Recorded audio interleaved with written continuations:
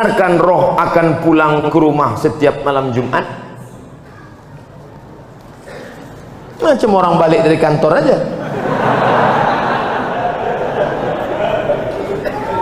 Roh itu tempatnya 3. Buka judul kitabnya Roh.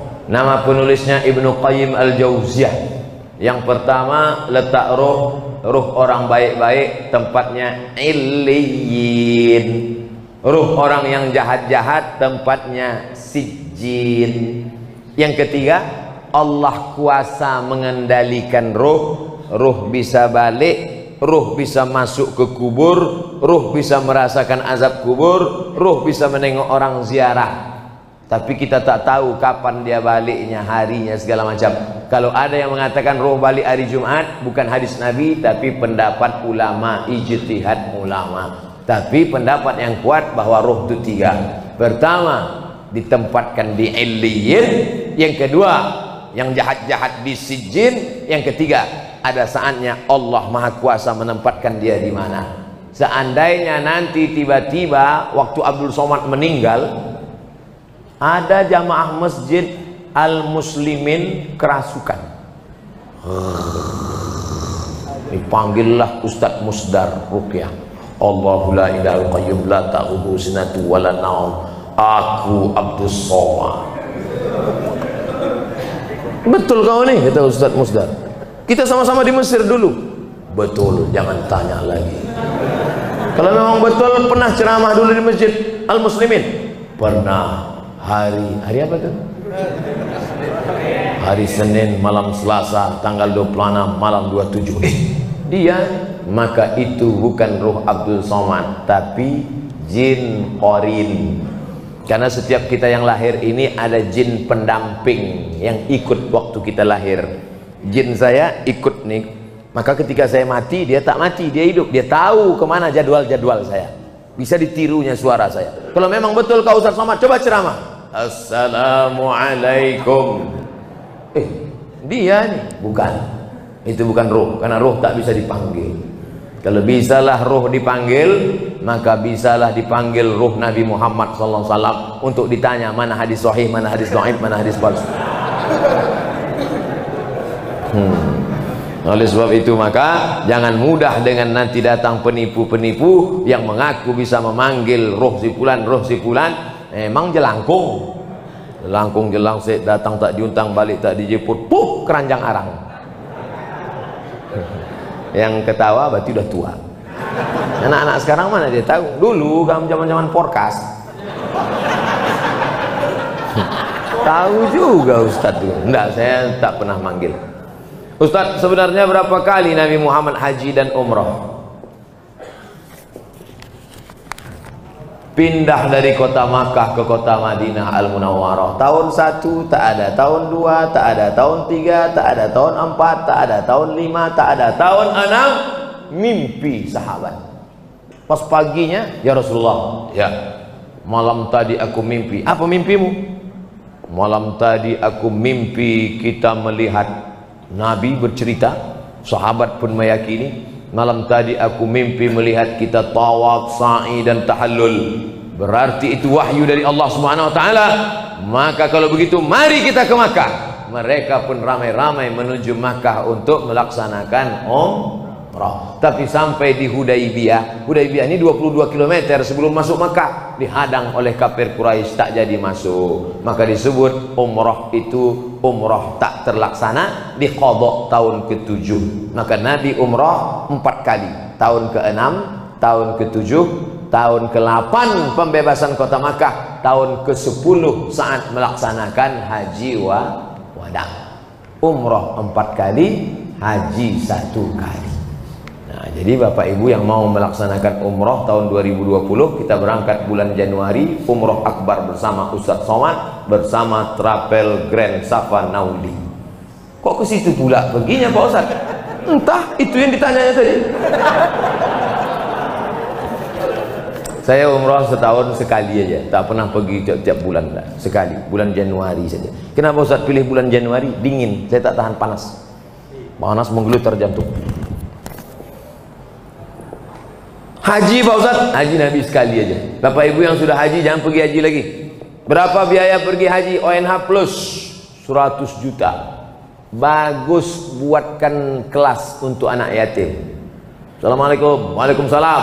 Ini kenapa anak yatim banyak betul di panti ini? Tak ada kelas Pak Haji. Berapa biaya buat kelas 1? 100 juta.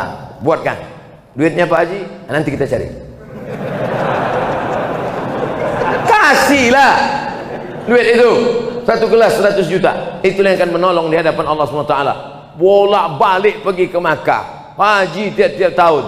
Ini tolong anak fakir miskin celananya koyak tak bisa membayar uang sekolah. Maka haji sekali saja, sisanya gunakan untuk menolong orang-orang susah. Setuju?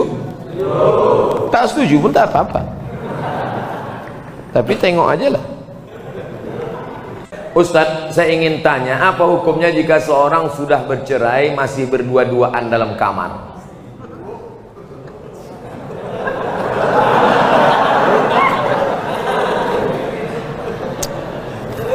Laki-laki menjatuhkan tolak kepada perempuan, aku cerai engkau talak satu, maka dia masih satu rumah selama iddah 3 bulan, tapi tidak sekamar, hanya pindah kamar. Ku talak engkau talak satu, kau pergi kamar sana, aku kamar sini. Pas malam tuh hujan. Tinggal ketuk aja. I beg to you my dear. Tapi ingat, sudah terhitung talak satu. Yang tak boleh balik itu talak 3. Talak 3 bisa jatuh dalam satu majelis dengan cara 2. Pertama, ku talak engkau, ku talak engkau, ku talak engkau, jatuh 3. Macam iklan. Atau saking marahnya, ku tolak kau 100, jatuh 3.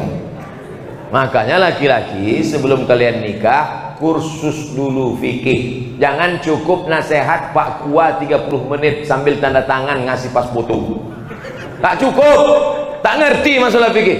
Nah, ini dia sudah talak, tapi tak disebutnya, entah masih ada iddah, entah tak ada iddah. Kalau masih ada iddah, berdua-dua dia, berarti itu sudah rujuk.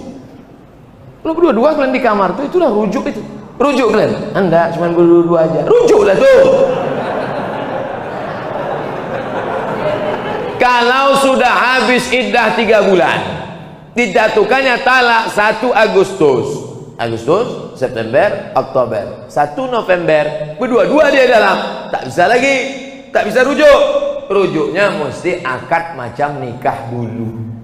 Rukunnya 5, mempelai laki-laki, wali, saksi 2 orang, ada mahar, ada ijab dan qabul. Kata si wali, ku nikahkan engkau dengan anakku dengan mahar sebentuk cincin emas tunai. Sah. Itu namanya pengantin baru stok lama. Apa hukumnya kami menengok mereka berdua? Kenapa kalian tengok?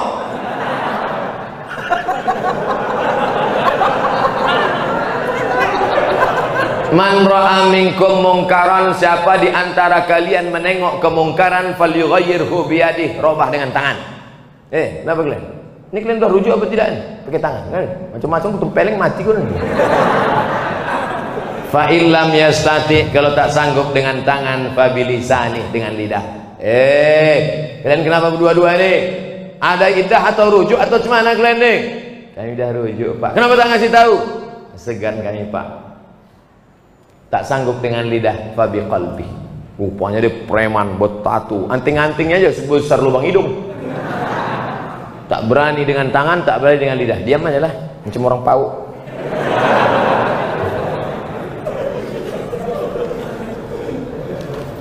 Pak Ustadz yang kami cintai, so sweet. Saya punya teman seorang peruqyah. Peruqyah itu artinya ustadz yang bisa ruqyah.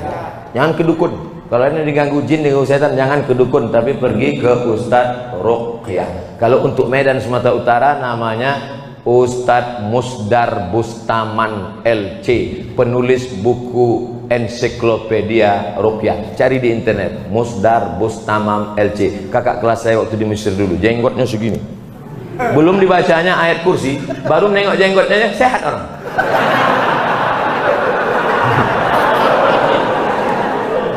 Tak percaya, coba jumpain. Tapi saya menengok dia jarang sholat, berarti dukun. Apalagi sholat berjamaah. Apakah setiap bacaan yang dibacanya mendapat keberkahan Pak Ustadz? Maka casingnya ruqyah, tapi isinya berkawan dengan jin. Idza ra'aitar rajul, ini kata ulama tasawuf.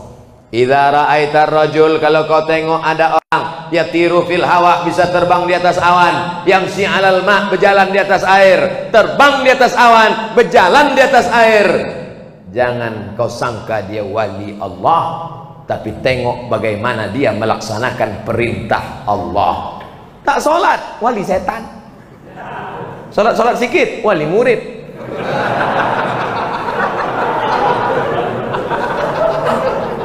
Jangan terpukau karena aneh-anehnya bisa dihilangkannya Pak Ustaz. Hebat dia Pak Ustaz. Datang kami ke tempat dia waktu STNK BPKB kami hilang. Di mana hilangnya? Di kamar. Dipukulnya sekali lantai, ketepak muncul. Siapa yang bawa? Jin. Dia berkawan dengan jin. Oleh sebab itu maka tengoklah istiqomahnya dalam ibadah. Itu standar dalam Islam. Kalau suami menyuruh menandatangani surat, isinya kita tak lagi suami istri, tapi dibuat surat itu yang tahu hanya mereka berdua saja. Apakah itu sah Pak Ustadz? Sah. Sah, jatuh talak. Talak apa namanya? Talak pakai tulisan.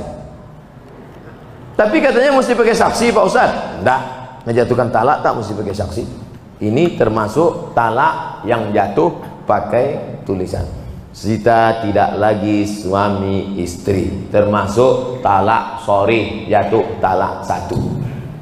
Bagaimana talak bisa jatuh? Dua. Yang pertama, sorry, kucerai engkau talak satu, atau ditulisnya. Yang kedua, pakai kiasan, pulanglah engkau ke rumah orang tua. Ibu-ibu, istri-istri, kalau ada suamimu berkata pulanglah engkau ke rumah orang tuamu, jangan pulang, tanya dulu apa maksud kau bro.